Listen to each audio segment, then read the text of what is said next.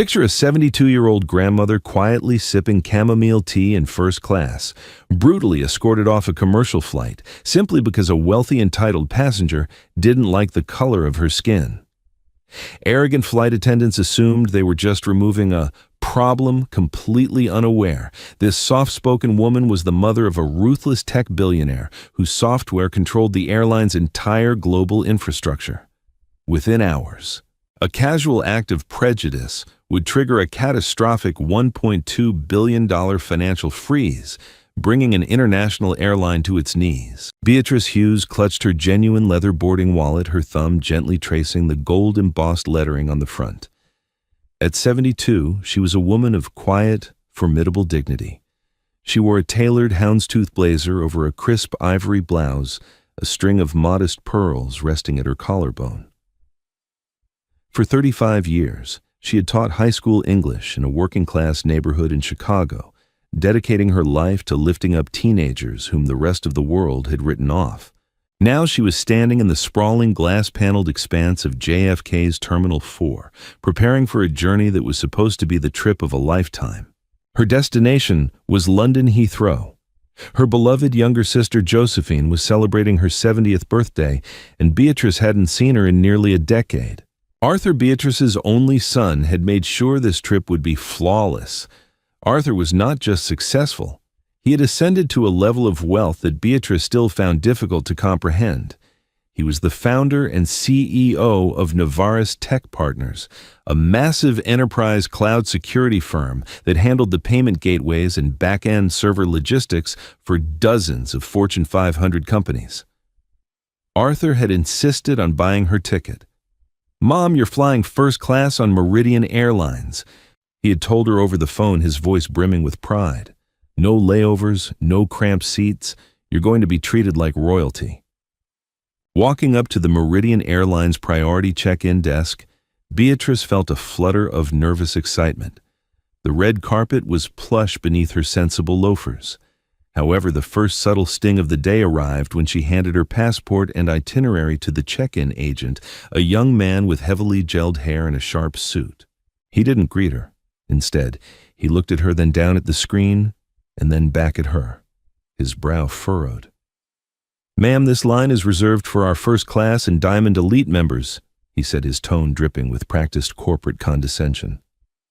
"I am aware, young man," Beatrice said gently, offering a warm smile that didn't reach his cold eyes. "My seat is 2A. The agent sighed as if humoring a confused elderly woman and typed aggressively on his keyboard. A few seconds later, his screen beeped in confirmation.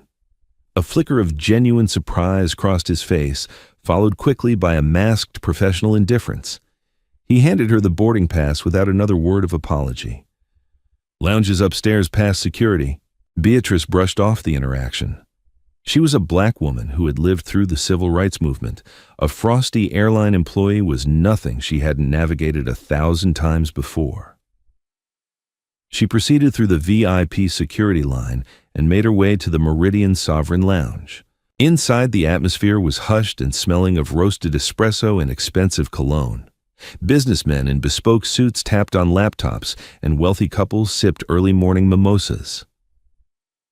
When Beatrice found a quiet corner chair near the floor-to-ceiling windows overlooking the tarmac, she could feel the eyes on her. It wasn't blatant staring, but the quick sidelong glances, the subtle shifting of posture from the woman reading Vogue across from her, the unspoken question hanging in the air. Does she belong in here? When boarding was finally called for, Flight 402. Beatrice gathered her things. She walked down the jet bridge, feeling the heavy hum of the massive Boeing 777 waiting at the end. Stepping onto the aircraft, she was greeted by the lead flight attendant, Chloe Simmons. Chloe was impeccably groomed, her blonde hair pulled back into a tight, flawless chignon, her red lipstick perfectly applied. "Welcome aboard," Chloe said, automatically looking past Beatrice to a white businessman trailing behind her. "Sir, welcome back. Let me take that coat for you." Beatrice moved into the magnificent first-class cabin. It was an oasis of luxury individual pods with sliding privacy doors, rich mahogany accents, and massive entertainment screens. She found seat 2A. Carefully, she stowed her small designer-tote, a Christmas gift from Arthur, under the ottoman and sank into the incredibly soft, wide seat. She let out a long breath. Arthur was right. It was magnificent. 5 minutes later, the peace was shattered. Abigail Wentworth marched into the cabin like a general, surveying a conquered territory. Abigail was the wife of a prominent Wall Street hedge fund manager, draped in a cashmere trench coat, her wrists heavy with platinum Cartier bracelets. She possessed a sharp, angular face, permanently set in an expression of mild distaste. Her boarding pass dictated Seat 2B, the pod directly across the narrow aisle from Beatrice. Abigail stopped dead in her tracks when she saw Beatrice. She didn't look at Beatrice's elegant blazer or her kind face or the neatly folded newspaper on her lap. Abigail saw only a black woman taking up space in a cabin she believed belonged exclusively to people of her own social and racial pedigree. Abigail refused to step into her pod. Instead, she stood in the aisle blocking the boarding traffic and loudly cleared her throat. When Beatrice politely looked up, Abigail offered a tight artificial smile that resembled a grimace. "Excuse me," Abigail said, her voice carrying a shrill carrying quality. "I think you're in the wrong section. Premium economy is further back." Beatrice blinked, keeping her composure. "Good morning to you too, and no, I'm in the correct seat, 2A. Abigail's nostrils flared. She didn't address Beatrice again. Instead, she snapped her fingers in the air, a sharp, imperious sound that immediately caught the attention of Chloe Simmons, who came rushing over from the galley. The drama was about to begin. Chloe Simmons hurried down the aisle, her professional smile securely in place. "Mrs. Wentworth, it is a pleasure to have you flying with us again. Is there an issue with your seat?" Abigail leaned in closely to Chloe, though she made no effort to lower her voice. "Chloe, darling, there seems to be a massive clerical error. I specifically requested a quiet, undisturbed environment for this transatlantic flight, and yet I'm seated next to—" Abigail waved a manicured hand vaguely in Beatrice's direction, her lip curling. "Someone who clearly doesn't belong up here. I paid $15,000 for this ticket.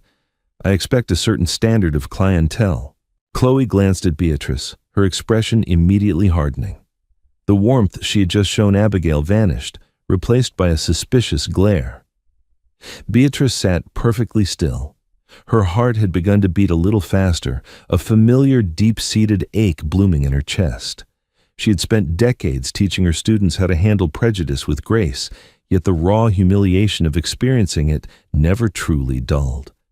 "Ma'am," Chloe said, turning to Beatrice with a stiff posture, "I need to see your boarding pass." Beatrice looked at the flight attendant.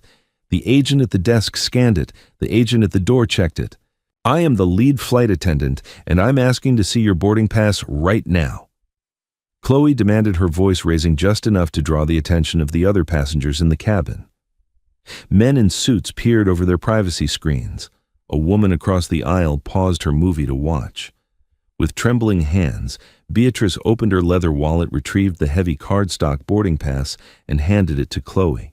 Chloe snatched it. She looked at the name, Beatrice Hughes. She looked at the seat assignment, 2A class first. Chloe frowned, looking genuinely annoyed that the pass was completely valid. She tapped her earpiece, calling the gate agent. "Richard, this is Chloe in first. I have a passenger in 2A Hughes. Can you verify this isn't a glitch? Did she upgrade with points or something?" There was a pause as the voice on the other end responded. Chloe's jaw tightened. "Fine. Acknowledged." Chloe handed the pass back to Beatrice, though she didn't apologize. Instead, she turned to Abigail Wentworth. "Mrs. Wentworth, the ticket appears to be valid in our system." Abigail crossed her arms, her cashmere coat rustling. "Valid. Oh, please. You know as well as I do that these airline systems get hacked, or they buy these shady discounted tickets on the dark web. I am not comfortable." She keeps looking at my bag. Beatrice gasped softly. "I have done no such thing." "Don't raise your voice at me!" Abigail snapped, weaponizing her fragility instantly. She turned back to Chloe, her eyes wide with feigned distress. "Chloe, she is being aggressive. I am telling you right now, I suffer from severe anxiety. If she remains in this cabin, I will have a panic attack. My husband plays golf with the CEO of Meridian Airlines. Do you want me to make a phone call before we push back from the gate?" Chloe swallowed hard. The threat of an executive complaint from a high-net-worth regular was terrifying to a flight attendant gunning for a management promotion. Chloe made a split-second decision, one driven by cowardice, implicit bias, and the easiest path of least resistance. She decided Beatrice was expendable. Chloe knelt beside Beatrice's pod. "Ma'am, listen to me," she said, using a tone one might use on a disobedient child. "You are making the other passengers incredibly uncomfortable. I am sitting here drinking tea," Beatrice said, her voice shaking slightly but maintaining its dignified timbre. "I have not spoken a word to this woman other than to tell her my seat number." "Be that as it may, we have a situation," Chloe said smoothly. "I have an open seat in premium economy, row 18. It's an aisle seat, very spacious. I'm going to ask you to gather your bag and move back there so we can commence our on-time departure." Beatrice stared at her. "You want to demote me to economy because this woman simply doesn't want to sit near a black person." "Ma'am, keep race out of this," Chloe scolded sharply, her face flushing with indignation. "This is about passenger comfort and safety. You are being uncooperative. Now I'm giving you a very polite option. Move to row 18, and I will personally see that you get complimentary drinks for the flight." "My son paid for this seat," Beatrice said, her voice dropping to a fierce, quiet whisper. "I'm 72 years old. My knees cannot handle a standard seat for a 7-hour flight. I'm staying exactly where I am." Abigail, watching the exchange, let out a dramatic, theatrical sigh. "This is exactly what I mean, so aggressive. Chloe, do something or I am walking off this plane and taking my husband's corporate account with me." Chloe stood up, her face a mask of cold fury. "Very well, ma'am. I tried to resolve this quietly. You leave me no choice." She turned and marched toward the cockpit door, leaving Beatrice isolated under the judgmental stares of the first-class cabin. Inside the cockpit, Chloe gave Captain David Harrison a heavily edited version of events. She described a passenger who had boarded aggressively, was exhibiting suspicious behavior, and was currently verbally harassing a high-tier elite flyer. Captain Harrison, busy with pre-flight checklists and facing a tight departure window, didn't bother to investigate. He deferred to his crew. "Call the gate supervisor," Harrison muttered, not looking up from his instruments. "If she's non-compliant, pull her off. I'm not crossing the Atlantic with a potential threat in the cabin." Minutes later, heavy footsteps echoed down the jet bridge. Richard Gable, the gate supervisor, a tall, imposing man with a walkie-talkie clipped to his shoulder, boarded the aircraft flanked by 2 airport security contractors in neon vests. The appearance of security sent a ripple of murmurs through the cabin. Abigail Wentworth sat back in her seat, a smug, satisfied smirk playing on her lips. She picked up her complimentary glass of champagne and took a victorious sip. Richard Gable marched straight to seat 2A. He didn't introduce himself. He stood over Beatrice, using his physical size to intimidate her. "Beatrice Hughes," Richard barked. "Yes," Beatrice said, her voice barely above a whisper now. The sight of the security officers had sent a jolt of real fear through her system. "I'm the gate supervisor. I've been informed by the flight crew that you are causing a disturbance, harassing other passengers and refusing lawful crew instructions. Under federal aviation regulations, the captain has deemed you a flight risk. You need to gather your belongings and exit the aircraft immediately." Beatrice felt the blood drain from her face. The cabin spun slightly. "A flight risk? I'm a retired school teacher. I haven't done anything wrong. Please, you must listen to me. That woman over there—" "Ma'am, we are not negotiating!"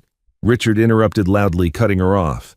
He gestured to the 2 security officers who stepped closer, their hands resting ominously near their utility belts.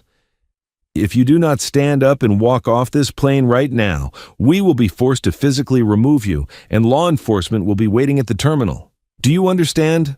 Tears finally breached the corners of Beatrice's eyes.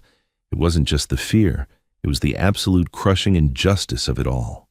To be treated like a criminal, to be publicly humiliated in front of 30 wealthy strangers who were actively watching her pain as if it were in-flight entertainment. A few businessmen in the back rows actually pulled out their smartphones, recording the scene with morbid curiosity. Nobody stood up for her. Nobody said a word. Her hands shook violently as she reached down to pull her tote bag from under the ottoman.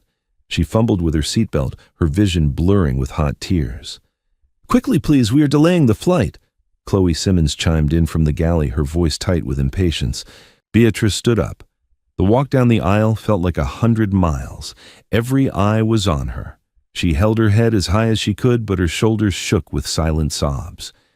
She walked past Abigail, who was already adjusting her noise-canceling headphones, completely indifferent to the destruction she had just caused.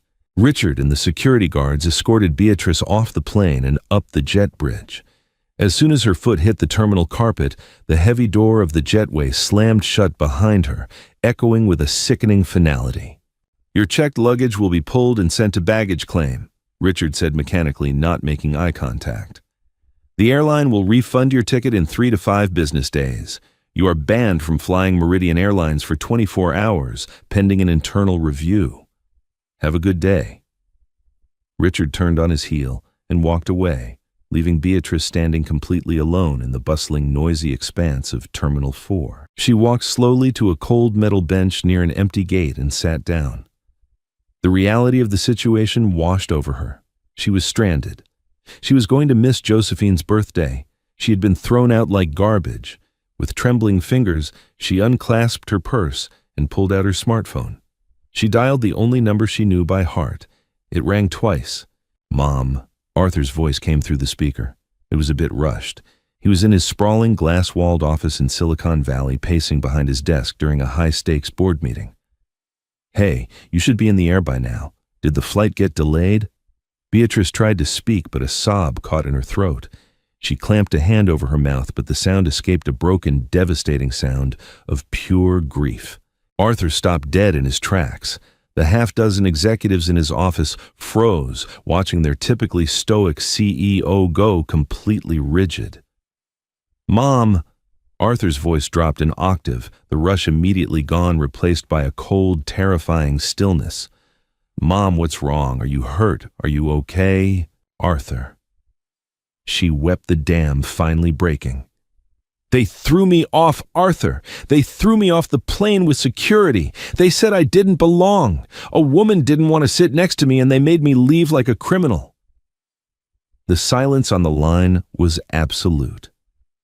For 5 seconds, Arthur Hughes didn't breathe. He didn't blink. He just listened to the sound of his mother weeping in a public airport terminal. When he finally spoke, his voice was frighteningly calm, devoid of all emotion. It was the voice of a man who commanded an empire, a man who realized that the world had just made a catastrophic error. "Where are you exactly, Mom?" "Terminal 4, Gate B22. The plane, it just left without me." "Sit tight. I'm sending a private car to get you right now. You're going to go to a hotel and you're going to rest." "Arthur, I'm so sorry, the ticket money—" "Do not apologize," Arthur interrupted softly. "I love you. I will call you back in 1 hour." Arthur hung up the phone. He slowly lowered the device to his desk. He looked up at his chief operating officer, his eyes burning with a dark, unyielding fire. "Cancel the rest of the board meeting," Arthur said, his voice echoing in the silent room. "And get me the chief systems architect on the line, right now." "Sir, what's going on?" the COO asked, alarmed. Arthur turned to look out the window at the sprawling tech campus he had built from nothing. "Meridian Airlines just made a very bad mistake, and we are going to turn their lights off." Arthur Hughes stood perfectly still in his sprawling corner office overlooking the Silicon Valley hills, the heavy silence broken only by the low hum of the climate control system. He had spent his entire life building an empire specifically so that the people he loved would never have to experience the indignities of the world. He had pulled his mother out of a cramped Chicago apartment, paid off her debts, and promised her luxury, safety, and respect. Meridian Airlines had just shattered that promise, humiliating a 72-year-old woman, over the petty racist grievances of a privileged passenger. He tapped a sequence on his phone, dialing his chief technology officer, William Bradley. William was a brilliant, highly neurotic engineer who had been with Arthur since they were coding in a freezing garage in Palo Alto. "William," Arthur said, his voice terrifyingly calm. "I need you in the command center. Drop whatever you're doing. Bring the lead architects for the Aegis Cloud infrastructure." "Arthur, it's a Wednesday afternoon. We are in the middle of a massive patch rollout for—" "I don't care about the patch, William." Arthur interrupted his tone, leaving absolutely zero room for debate. "Get to the command center in 2 minutes or I am firing the entire floor." 3 minutes later, Arthur walked into the Novaris Tech Operations Hub, a massive dimly lit room dominated by a 60-foot digital map of global data traffic. William Bradley was already there, looking pale and sweating, slightly flanked by 2 senior systems architects. "Pull up the Master Service Agreement and Active Network Nodes for Client Designation, MAEI 7. Arthur commanded, stepping up to the main console. William blinked, his fingers flying across his keyboard. MA 7. "That's Meridian Airlines. Arthur, they are our 3rd largest aviation client. We handle their global booking architecture, their crew manifest dispatch, and their secure payment gateways." "What are we looking for?" "We are looking for a vulnerability," Arthur said coldly. "A deliberate one. I want to execute a hard freeze on their entire operational back end."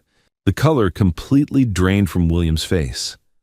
"A hard freeze, Arthur? You're talking about a global ground stop. If we sever their connection to the Aegis Cloud, they won't be able to process a single boarding pass. Planes won't be able to push back from the gate. Baggage logistics will blindfold. It will cost them tens of millions of dollars an hour. It's a breach of contract."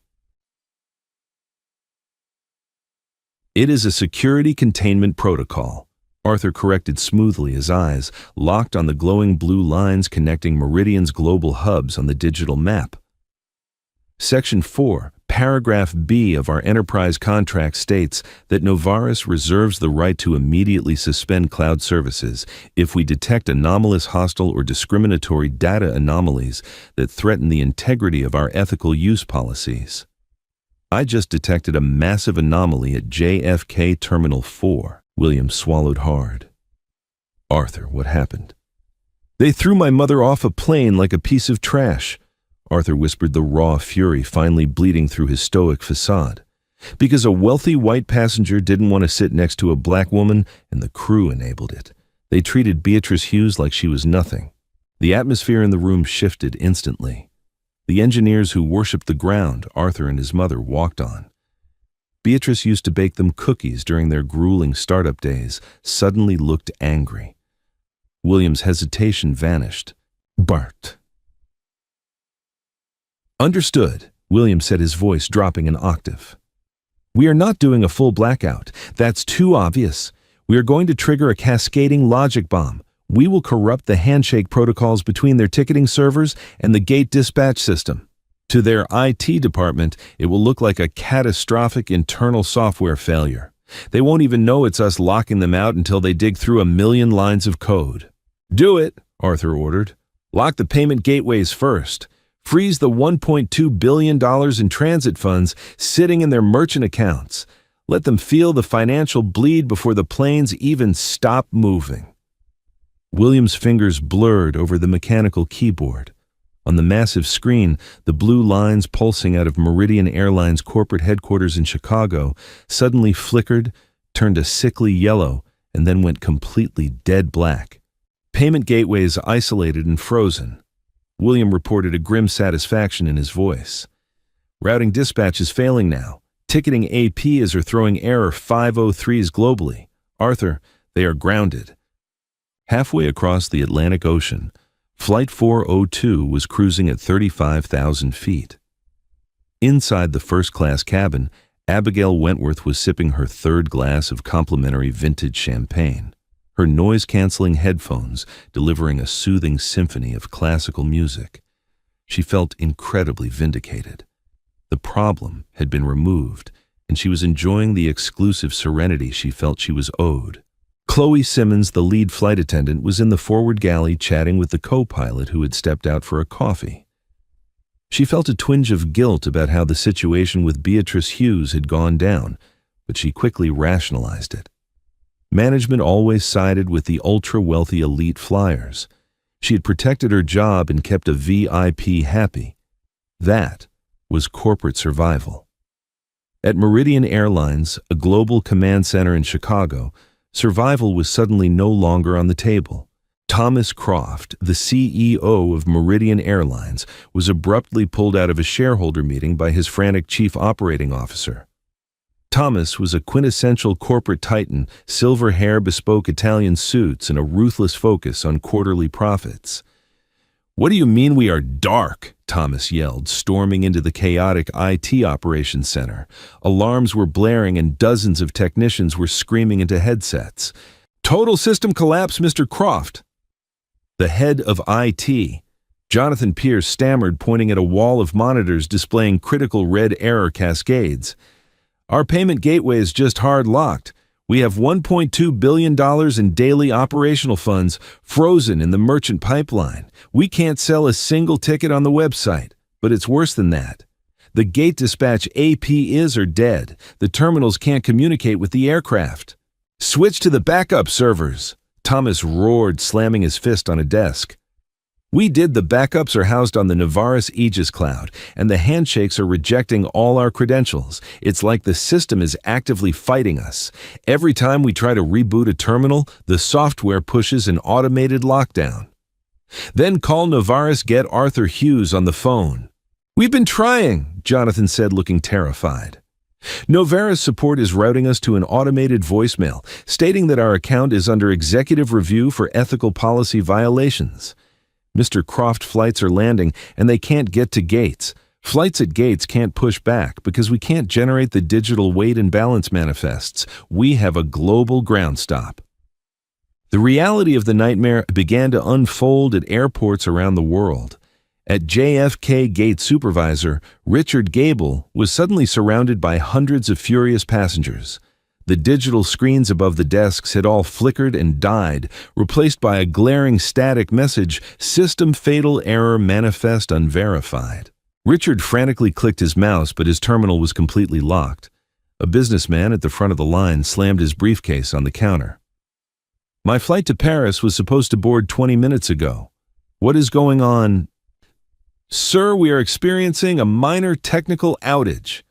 Richard lied, sweating profusely. His radio crackled. It was the terminal manager sounding panicked. "Richard, do not board anyone. Do not let anyone off. We have 12 planes stuck on the tarmac and the jet bridges won't electronically engage. We are totally paralyzed." 5 hours later, Flight 402 began its descent into London Heathrow.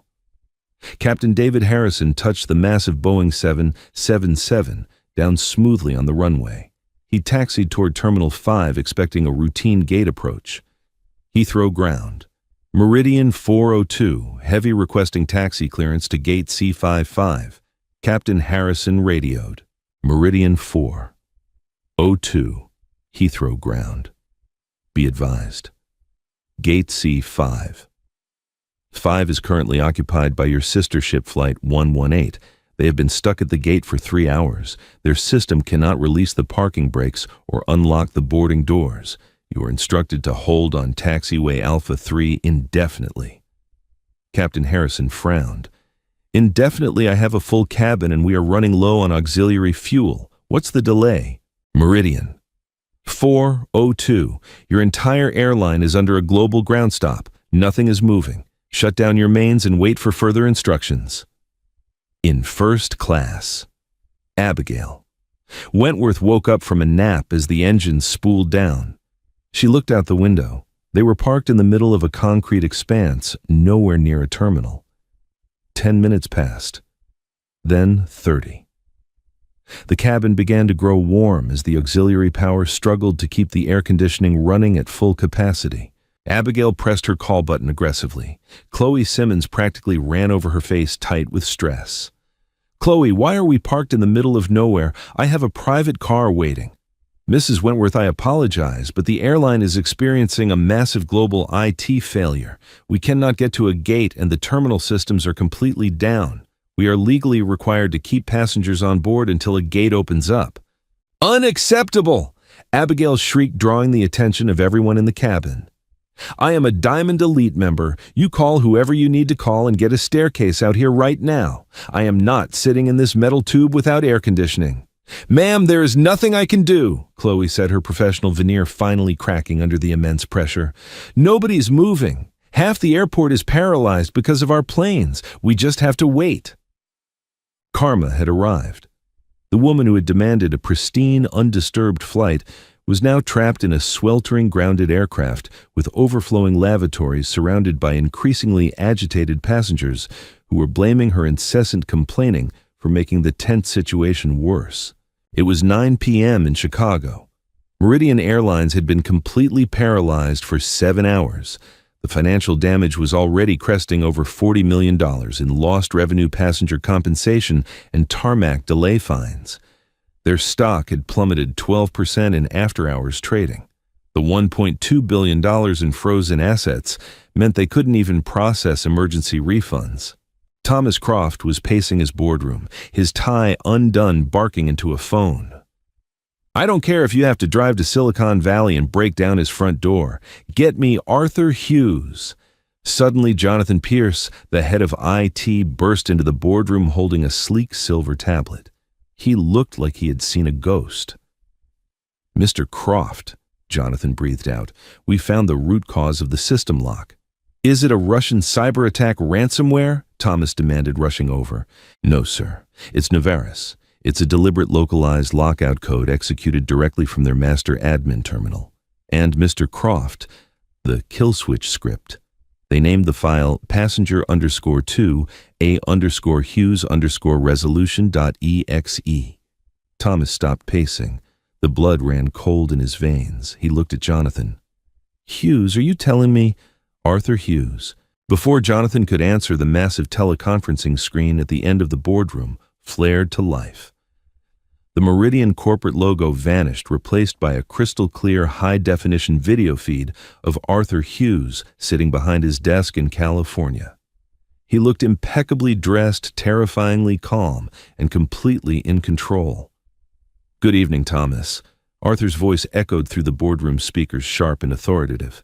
Thomas scrambled to the front of the table. Arthur, what in God's name is going on?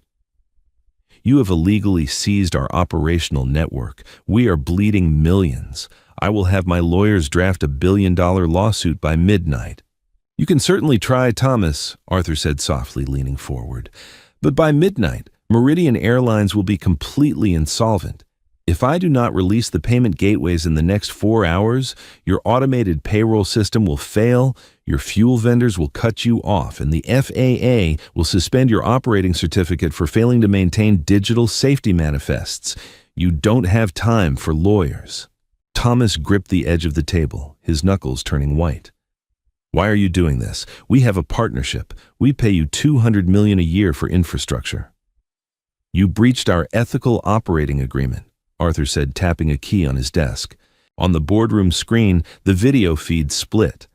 On the right side, high-definition security camera footage from JFK Terminal 4 began to play. It was completely silent, but the video quality was flawless. It showed an elegant 72-year-old black woman walking onto Flight 402. Then it showed her being aggressively escorted off by a gate supervisor and 2 armed security guards, openly weeping in the terminal, while wealthy passengers recorded her on their phones. Thomas Croft watched the footage, his brow furrowing in confusion. A passenger removal, Arthur, this happens 20 times a day. If a passenger is belligerent, the crew has the right to. That woman, Arthur's voice cracked like a whip, silencing the CEO instantly. Is my mother Beatrice Hughes? A deathly silence fell over the Meridian boardroom. Jonathan Pierce took a step back, physically recoiling from the screen. Thomas Croft's mouth opened, but no sound came out. The realization of what had just happened and who his employees had targeted hit him like a freight train. She is a retired school teacher. Arthur continued, his voice dripping with lethal precision. She was traveling to London to see her sister for a birthday. She was sitting quietly in seat 2A. A passenger named Abigail Wentworth, who your crew caters to because her husband manages a hedge fund, decided my mother's skin color didn't belong in first class. Your lead flight attendant, Chloe Simmons, threatened my mother and attempted to force her into the back of the plane. Your captain, David Harrison, signed a removal order without ever speaking to her. And your gate supervisor, Richard Gable, used armed security to humiliate her in front of a plane full of people. Arthur, I had no idea. Thomas stammered, the aggressive corporate titan entirely broken. This is a terrible misunderstanding. I will personally apologize to your mother. I will give her lifetime first-class passes. She doesn't want your passes, Thomas. She wants her dignity back, and I am going to extract it from your company. Arthur leaned back in his chair, tenting his fingers. Here are my terms. You have 30 minutes to comply, or the freeze becomes permanent, and I will hand over the JFK security footage to every major news network in the world, along with the digital logs of exactly why your planes are falling out of the sky. Thomas swallowed hard. Name your terms. Vanar. First, Arthur stated, Captain David Harrison, lead flight attendant Chloe Simmons, and gate supervisor Richard Gable are to be terminated immediately for cause with extreme prejudice. They will receive no severance, and their employee files will permanently reflect their gross violation of civil rights. Thomas hesitated. Arthur, the pilots' union will tear us apart. 29 minutes, Arthur interrupted smoothly. Fine, done. What else? Second, Abigail Wentworth is permanently banned from flying Meridian Airlines. You will cancel her Diamond Elite status and send her husband a formal letter detailing exactly why his corporate account is being severed. Arthur, her husband's firm, books $5 million a year with us. 28 minutes, Thomas. Choose between $5 million or $1.2 billion. Done, Thomas conceded, sweating through his expensive suit. Is that all? No, Arthur said, his eyes turning to ice. The third condition. I want you, Thomas Croft, to issue a public apology on live television tomorrow morning. You will name my mother. You will admit that your airline allowed implicit bias and racism to dictate your security protocols. And you will announce a $50 million donation to the Chicago Public School District's Underprivileged Youth Scholarship Fund in the name of Beatrice Hughes. Thomas looked devastated. A public admission of racism coupled with a $50 million penalty would tank their stock further and likely cost him his board seat. But looking at the frozen network monitors around him, he knew he had absolutely no leverage. Arthur Hughes had him by the throat. If I do this, Thomas said quietly, if I give you everything you want, you unlock the system. I will unlock it, Arthur confirmed. But Thomas, understand this, Novaris will be monitoring your systems. If you ever treat another human being like cargo, because they don't look like your VIPs, I won't just freeze your network, I will dismantle your airline line by line. The video feed cut out, plunging the boardroom back into the eerie glow of the frozen red error screens. Thomas Croft stood in the silence for a long time. Finally, he turned to his head of IT. Call HR, Thomas ordered, his voice hollow. Draft termination papers for Harrison, Simmons, and Gable, and get my PR team on the line. I have a press conference to prepare for. Morning sunlight broke over the Manhattan skyline, casting long, sharp shadows across the penthouse office of Charles Wentworth. Charles was the managing partner of a ruthless high-yield hedge fund, a man whose entire existence revolved around leverage optics and protecting his immense wealth. He was currently staring at his ringing private phone, his stomach tied in cold knots. He had just received a frantic, humiliating call from the CEO of his own firm. Charles, his CEO, had screamed, completely bypassing any professional pleasantries. Meridian Airlines just terminated our entire corporate travel account. $5 million in booked transatlantic flights completely voided. And worse, I just got an encrypted email from the executive board of Novaris Tech Partners. They are threatening to pull their pension fund investments from our portfolios by noon. unless we distance ourselves from you and your wife." "What the hell did Abigail do?" Charles's hands trembled as he dialed his wife's number. Thousands of miles away, Abigail Wentworth was finally stepping off the sweltering, miserable cabin of Flight 402 into Heathrow's Terminal 5. She looked completely disheveled. Her cashmere trench coat was wrinkled, her makeup had run, and she was furious. She answered her phone on the second ring, ready to unleash a tirade about her suffering. "Pshaw! Charles, thank God!" Abigail shrieked, ignoring the exhausted passengers pushing past her. "You need to call your golfing buddy at Meridian right this second. We have been stuck on the tarmac for 9 hours without air conditioning." "It was a nightmare. I want a full refund, and I want a private helicopter chartered to the hotel immediately." "Shut your mouth," Charles hissed, his voice trembling with a terrifying, suppressed rage. Abigail stopped walking. The terminal noise seemed to fade away. Charles had never spoken to her like that in 20 years of marriage. "Excuse me, you entitled, arrogant fool," Charles breathed, his voice dripping with venom. "Do you have any idea what you did yesterday at JFK? Do you know who you decided to target?" "I don't know what you were talking about." Abigail stammered, a sudden icy spike of genuine fear piercing her chest. "There was a woman in first class. She was aggressive. She didn't belong there. I just asked the crew to handle it." That woman," Charles roared, slamming his fist onto his mahogany desk so hard his coffee spilled, "was Beatrice Hughes, the mother of Arthur Hughes, the CEO of the company that controls the digital infrastructure of half the planet." "You didn't just insult a passenger, Abigail. You insulted the one woman whose son has the power to destroy us." Abigail's designer luggage slipped from her manicured fingers, crashing onto the polished floor. "Meridian Airlines has banned you for life," Charles continued, his voice echoing in her ear like a death knell. "They stripped your diamond status. They canceled my firm's corporate account. Novaris is threatening to pull $1 billion out of my hedge fund. My partners are demanding my resignation to save the firm. You have ruined my career. You have ruined our reputation in New York.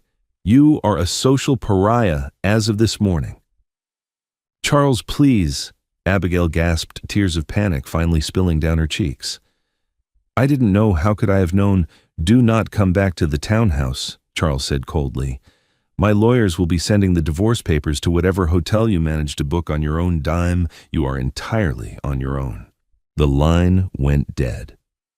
Abigail stood frozen in the middle of Heathrow, surrounded by thousands of people, suddenly realizing that her carefully curated world of extreme privilege had just violently imploded. Simultaneously, in a small windowless crew break room beneath the Heathrow terminals, Chloe Simmons sat across from a laptop screen.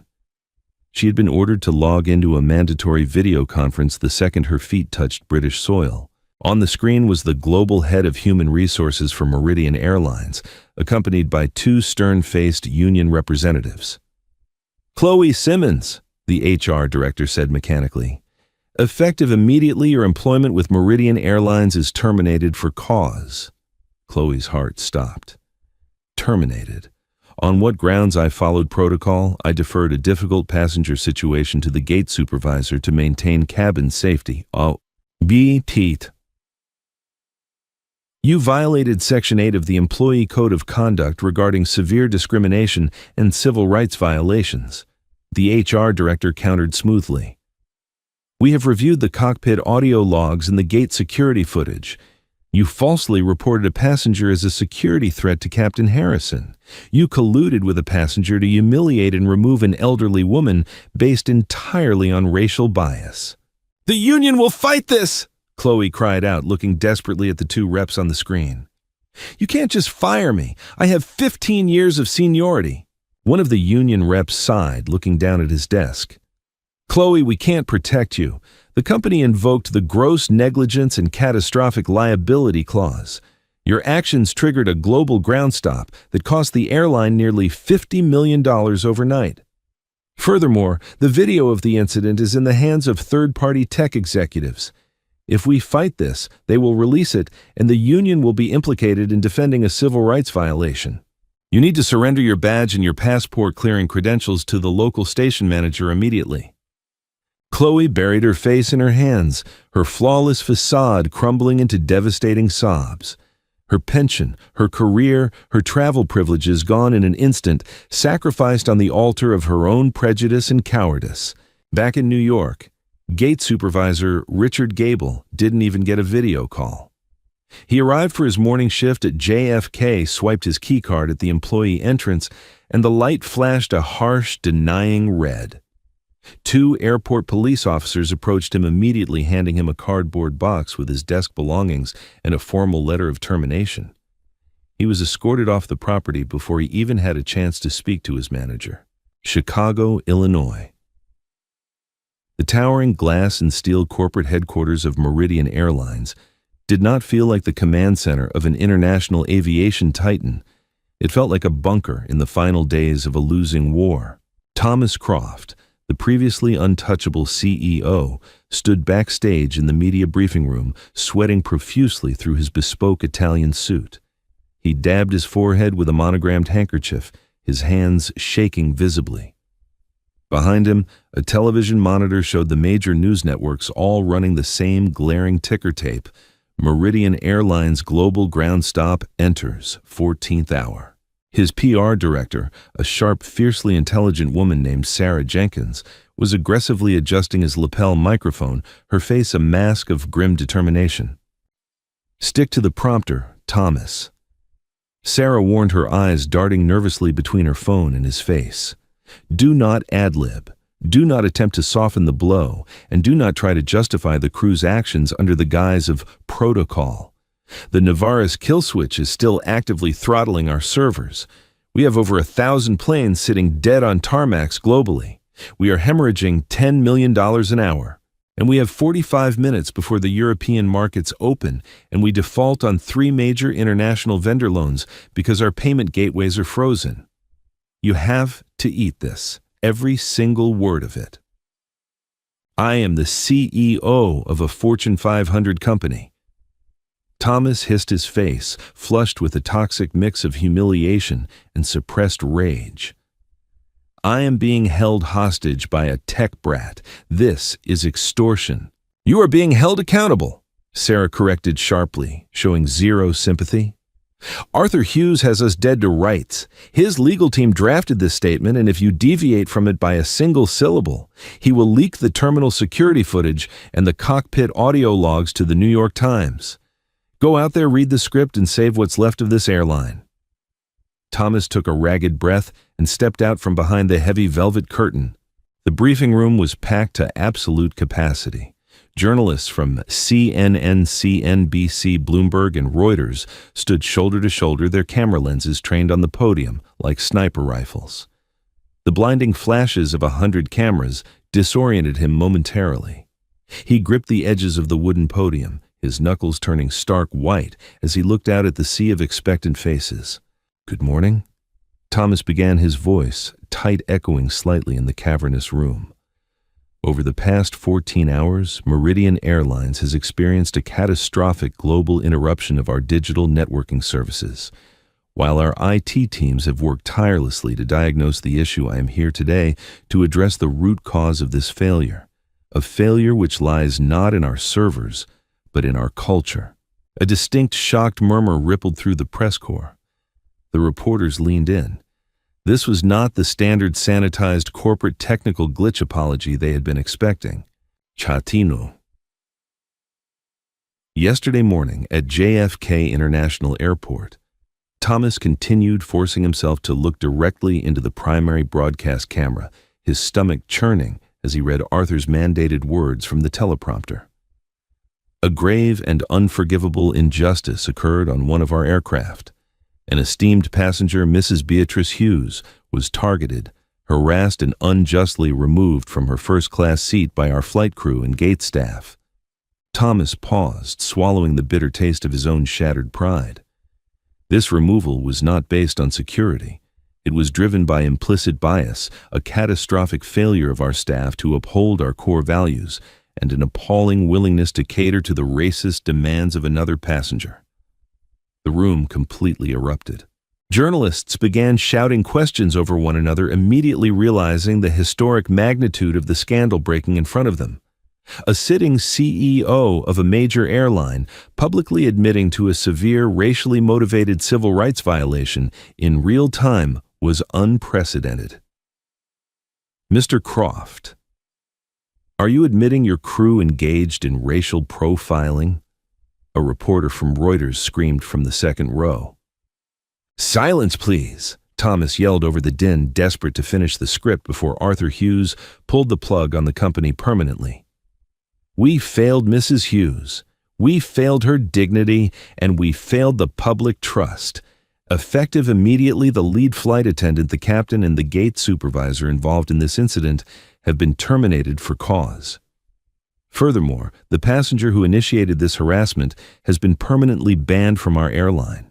Thomas gripped the podium harder, the final mandated sentences feeling like nails being driven into his own coffin. In recognition of our catastrophic failure and as a first step toward making amends, Meridian Airlines is immediately donating $50 million to the Chicago Public School District's Underprivileged Youth Scholarship Fund, an initiative championed by Mrs. Beatrice Hughes during her 35 years as a dedicated public educator. He didn't wait for the ensuing deafening barrage of questions. Thomas turned on his heel and walked rapidly off the stage, the flashes of the cameras capturing his disgraced retreat. His career was effectively over, his legacy in the corporate world permanently stained. 3 seconds after Thomas crossed the threshold backstage, Jonathan Pierce, the head of IT, came sprinting down the hallway. He was out of breath, his tablet glowing a vibrant, healthy green. Mr. Croft. The system. Jonathan gasped. It just unlocked. The Novarus logic bomb has retracted. The payment gateways are flushing the backed-up funds, and the dispatch APIs are communicating with the towers. We have control of the airline again. Arthur Hughes had kept his word. The digital siege was over. But the true corporate bloodbath was just beginning. While the Meridian network was frantically rebooting, Thomas's broadcast was making massive international waves. In Washington, D.C. Secretary of Transportation Robert McIntyre was watching the press conference from his heavy oak desk. He immediately picked up his secure phone and dialed the head of the Federal Aviation Administration. Tell me you just saw what Croft admitted to on national television. Secretary McIntyre demanded, his voice dangerously low. I saw it, Mr. Secretary. The FAA director replied grimly. A commercial airline CEO just confessed that his flight crew bypassed mandatory federally regulated security assessment protocols to illegally remove a passenger based entirely on racial profiling to appease a wealthy flyer. That is a massive breach of federal aviation security regulations. Ground their training programs, McIntyre ordered. Launch a full federal civil rights investigation immediately. I want inspectors at every major Meridian hub by midnight. We are going to fine them for every single flight that was delayed today. I want the largest regulatory penalty in aviation history slapped on their desk by Friday. By 3 p.m. Central Time, the market had reacted to the press conference and the impending federal probes. Meridian Airlines' stock had plummeted another 22%, wiping out hundreds of millions in shareholder value. The board of directors convened an emergency unscripted meeting on the top floor of the Chicago headquarters. Thomas Croft sat at the head of the long oak table, looking completely defeated, his tie undone. He was surrounded by furious billionaires and institutional investors who were watching their portfolios bleed out in real time. The chairman of the board, a ruthless man named Richard Sterling, didn't mince words. He didn't even sit down. Thomas, you have completely lost control of this company, the chairman stated, his voice echoing in the tense, silent room. You allowed a toxic culture of elitism to rot our frontline staff. You lost over $1 billion in market cap in a single trading day. You alienated our most critical digital infrastructure partner, and you provoked a tech monopoly into exposing our vulnerabilities to the entire world. And now the Department of Transportation and the FAA are auditing us. I saved the network, Thomas argued weakly, throwing his hands up. If I didn't read that statement, Hughes would have kept the payment gateways locked. We would have been insolvent by tomorrow morning. I gave him what he wanted to get the planes moving. You are the CEO. It was your job to ensure this airline never ended up in a position where a tech CEO could hold us hostage over a civil rights violation, the chairman said coldly. You are a liability. You are fired, Thomas, effective this very second. Thomas opened his mouth to argue to demand his contractual golden parachute, but the chairman cut him off. And due to the gross negligence that led to the federal investigation, our legal counsel has invoked the morality clause in your contract. We are stripping you of your $80 million severance package and canceling all of your unvested stock options. Pack your office. Security is waiting outside the door to escort you off the premises. Karma had completed its circuit. The executives who had spent years prioritizing wealthy elites over human dignity were now unemployed, publicly disgraced, and facing financial ruin, tossed out of their own glass towers by the very system they thought they controlled. High above the Atlantic Ocean, a sleek, custom-painted black Gulfstream, G650 banked gracefully, cruising at a serene 45,000 feet. The chaos of the commercial aviation world was literally beneath them. Inside the ultra-luxurious cabin, bathed in warm amber ambient lighting, Beatrice Hughes sat in a plush cream-colored leather recliner. The environment was a stark contrast to the sterile, hostile atmosphere of Flight 402. Here there were no judgmental glares or cramped aisles. There was only the soft hum of the Rolls-Royce engines and the faint scent of fresh orchids placed on the mahogany credenzas. A private flight attendant named Sarah, who treated Beatrice with the utmost reverence, had just placed a cup of perfectly brewed chamomile tea and a plate of warm scones on the polished walnut table beside her. Sitting across from Beatrice was Arthur. He had flown his personal jet from San Francisco to New York the exact moment he had hung up with Thomas Croft. He had personally pulled his mother out of the hotel he had initially booked for her, wrapping her in a warm embrace in the lobby before bringing her to the private aviation terminal at Teterboro Airport. Beatrice looked out the large oval window at the endless expanse of silver clouds illuminated by the moon. Her heart was still heavy from the trauma of the previous morning.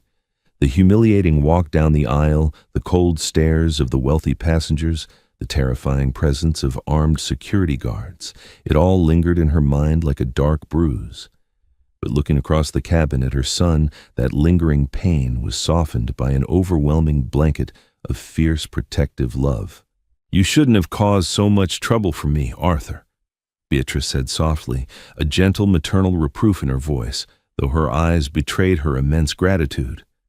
$50 million, crashing their entire global computer system.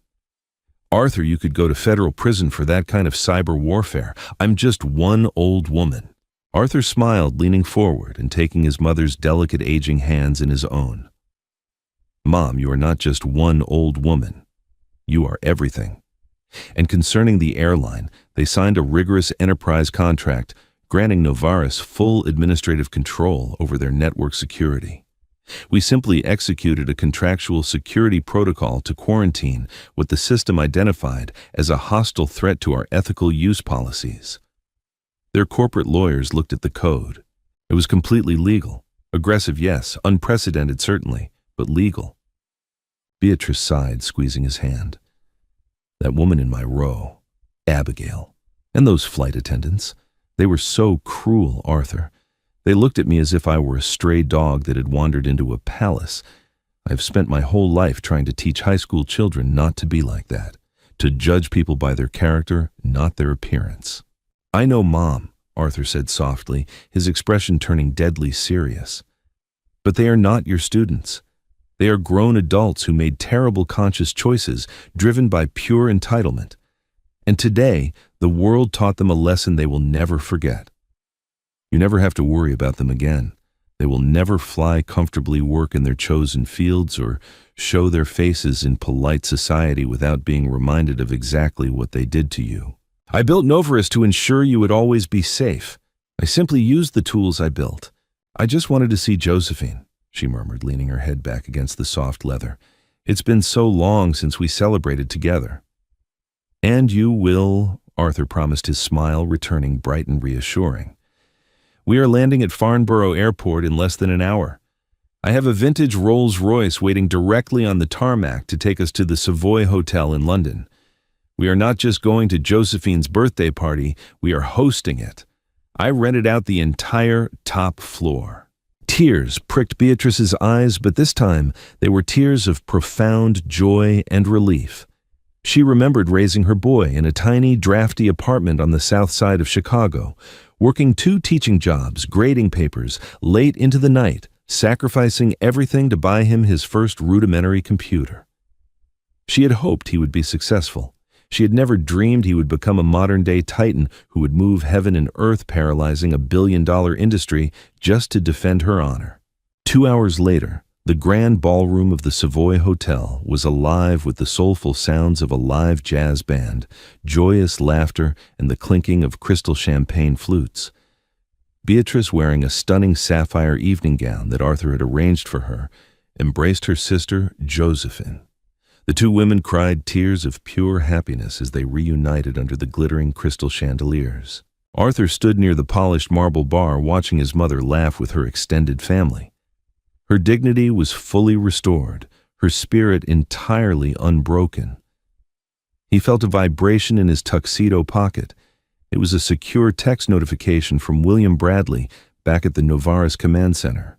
"Meridian Board just officially ousted Croft. Severance packages completely revoked. FAA investigation publicly announced on all major networks. Wentworth Hedge Fund filed for Chapter 11 bankruptcy protection to shield assets. The board is clear, Arthur. We won." Arthur swiped the notification away, locked his phone, and slid it back into his pocket. The war was definitively over.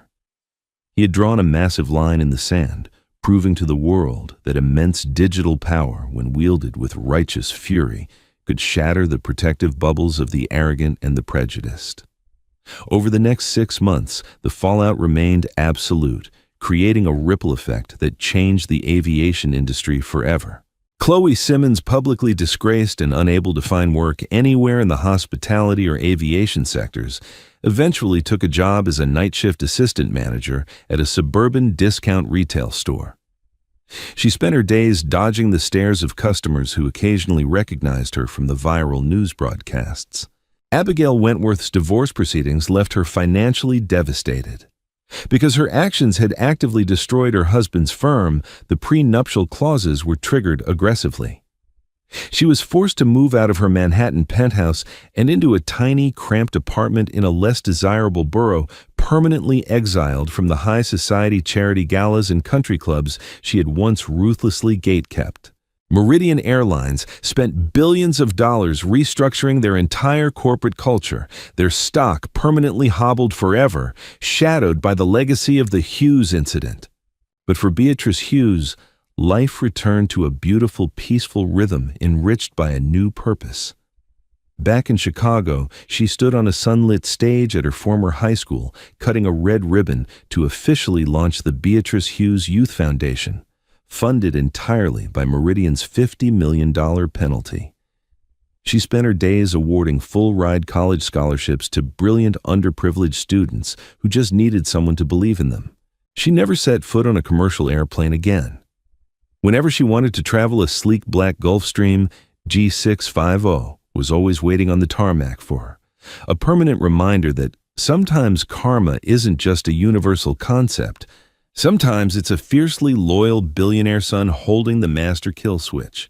If you felt the righteous satisfaction of Arthur defending his mother and bringing a corrupt corporate system to its knees, hit that like button right now. Stories like this prove that true power lies in standing up for dignity, demanding respect, and protecting family at all costs. Share this video with someone who loves a brilliant, hard-hitting karma story where the villains get exactly what they deserve. Don't forget to subscribe to the channel and ring the bell so you never miss out on our daily high-stakes drama. Drop a comment below. What would you have done?